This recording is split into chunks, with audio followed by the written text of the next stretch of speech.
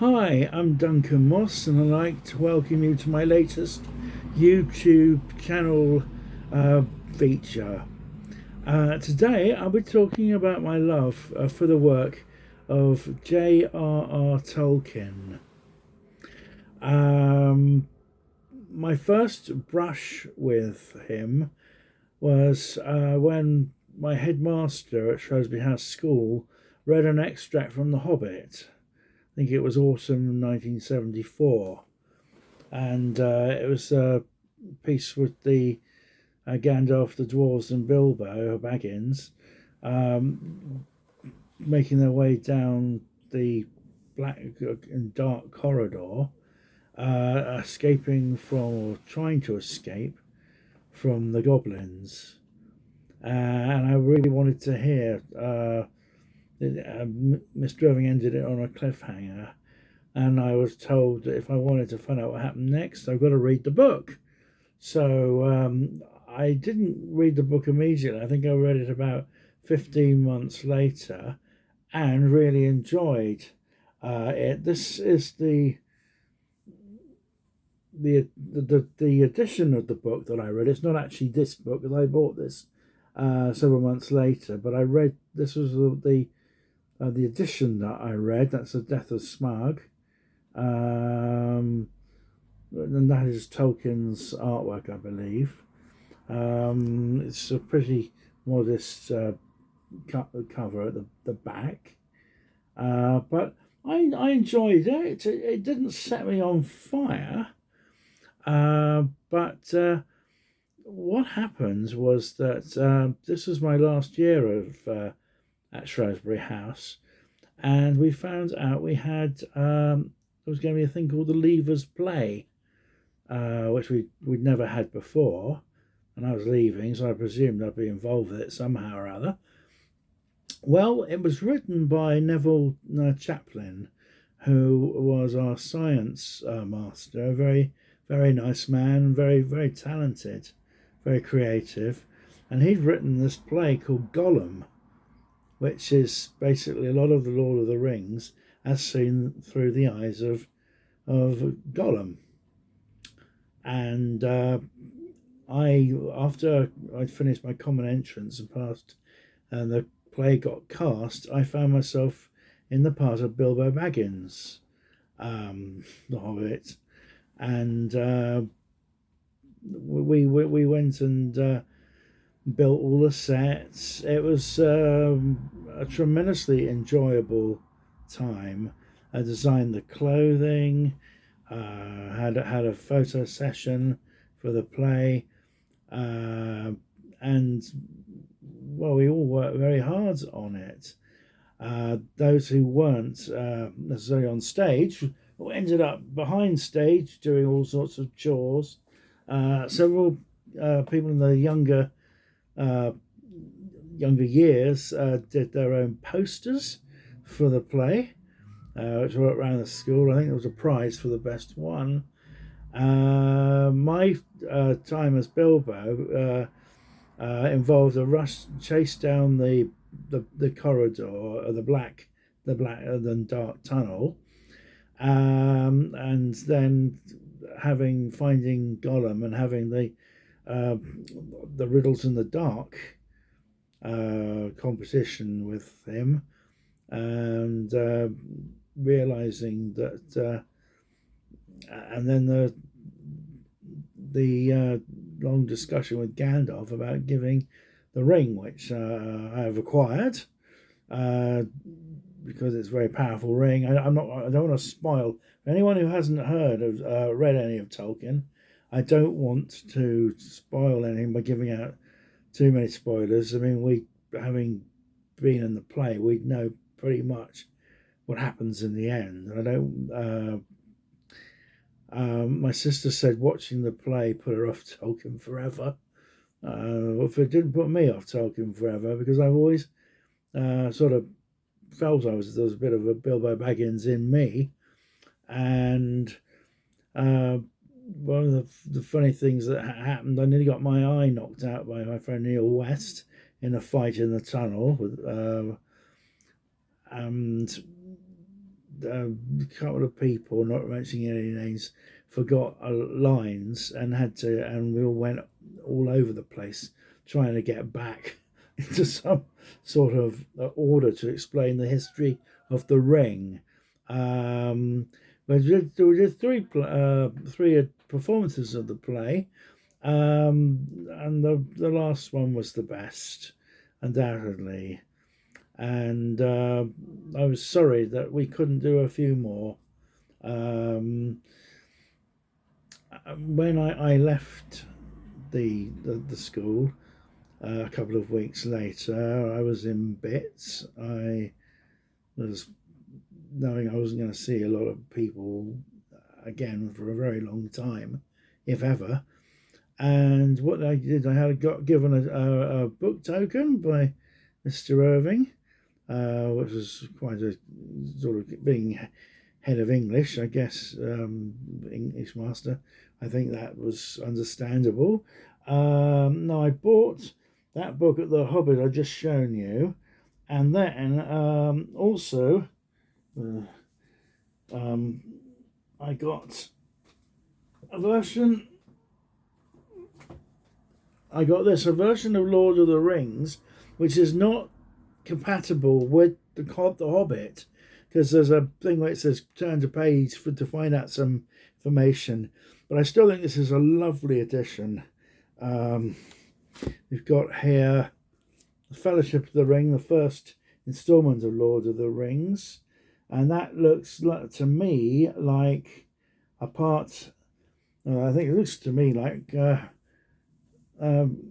Rivendell or Rivendell, where Elrond lives. Then we've got the second book, The Two Towers. Symbol one of good and one of evil. I'm not sure what that's supposed to be, with the Argonath, although that's in Fellowship of the Ring. But this is all Tolkien's artwork. It's just lovely. And they had Return of the King.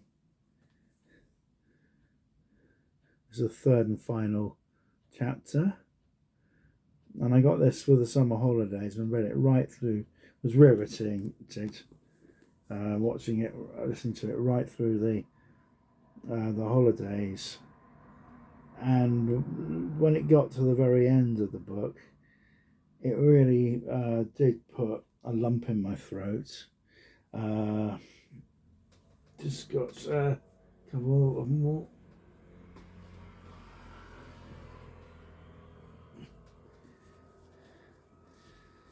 This is the Book of the Lost Tales, Part 1. I don't think I've even got Part 2 yet, so I haven't read it. I have to come clean. And then this came out. My dad got this for me, the Silmarillion, and it was published 4 years after Tolkien died. He died in I think it was November 1973, and there's a load of stories about the ring, and other stories. I've only read, and it wasn't from this version, the Children of Hurin, which it's another version of the story that's in here. Very sordid and down to earth, and my Lord of the Rings came in a package, and I believe that is supposed to be the Old Forest, and that went in. 3 volumes of Lord of the Rings went in there, and that was my book that I bought in 1976, 49 years ago. And of course, after that, we had in 1979 I used to read Lord of the Rings and The Hobbit quite regularly over the years. Next years, in 1979, we had the Ralph Bakshi cartoon of what was the first half of Lord of the Rings, I up to the middle of the Two Towers. Now, I had enjoyed being in a version of Lord of the Rings with several of my friends all playing the characters, but watching this version, which was half the story, I didn't like a lot of the characterizations, and I didn't like what they had left out of the film because it's such a long story. And of course, very sadly, they didn't make the second part, even though the first part did well at the box office.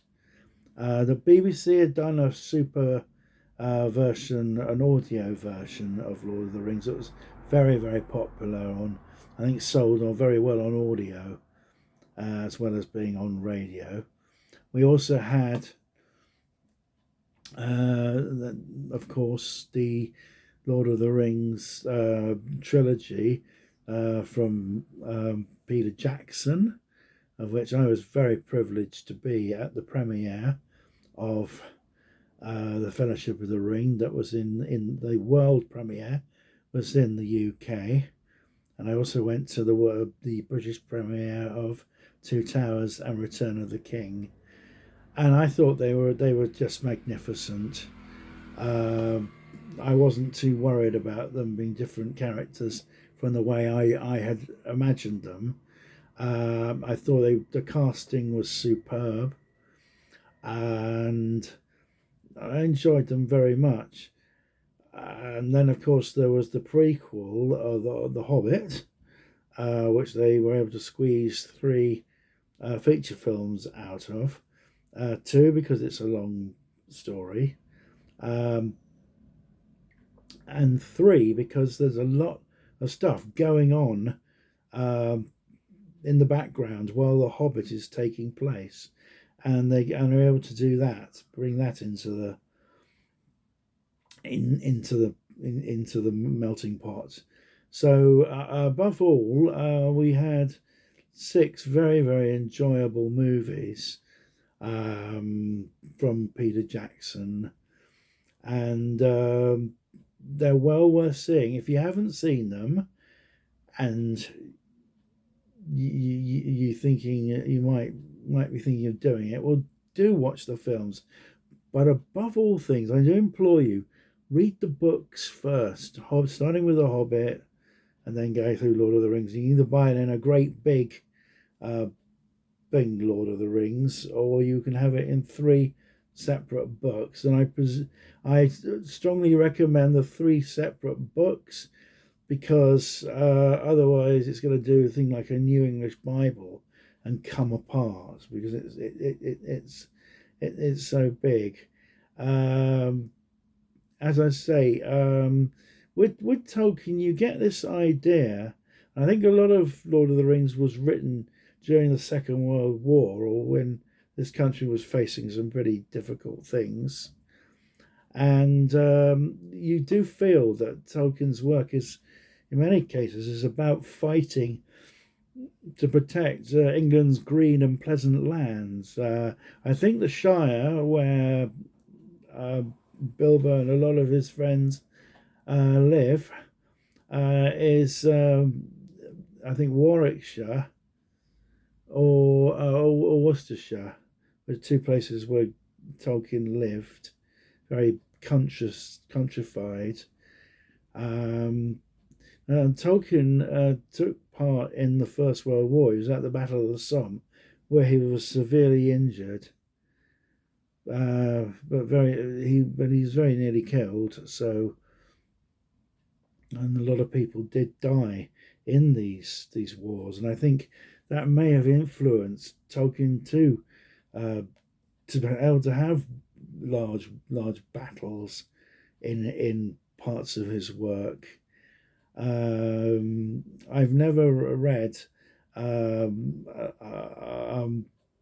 much outside The Hobbit and The Lord of the Rings, but I did enjoy The Children of Hurin. even though it was quite downbeat. And of course, you can read the two uh, Hobbit and Lord of the Rings time and time again and still not get bored of them. And so I do implore you to go and give him a try. Read The Hobbit first, and then The Lord of the Rings, because that comes pretty much after that. I had something I wanted to show. Here we are. This was the poster of Gollum, the play that I was in. That's Gollum and Frodo fighting at the cracks of doom.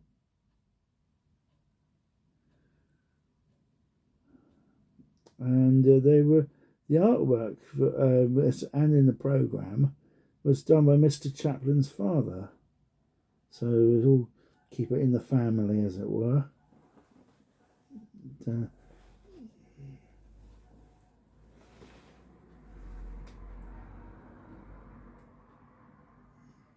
Of course, we have got at the moment, it's our Amazon premiere are doing Lord of the Rings, the very early part of the story, way before the book.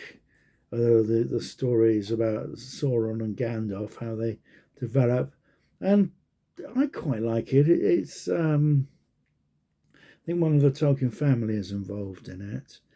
We've had 2 series so far. I hope we'll be having the next one very soon. But as I say, I don't give massive detail in these blogs because I want you to discover the person and get a lot of enjoyment from it. So if you like this, please take the like button. If you haven't subscribed to this channel, then I would love you to do so. It'd be great to see you. If you want to forward this to another friend, then please do. Anyhow, as I say, I hope for those who don't know Tolkien who are listening to this, I do hope that you will try him out. Okay, God bless.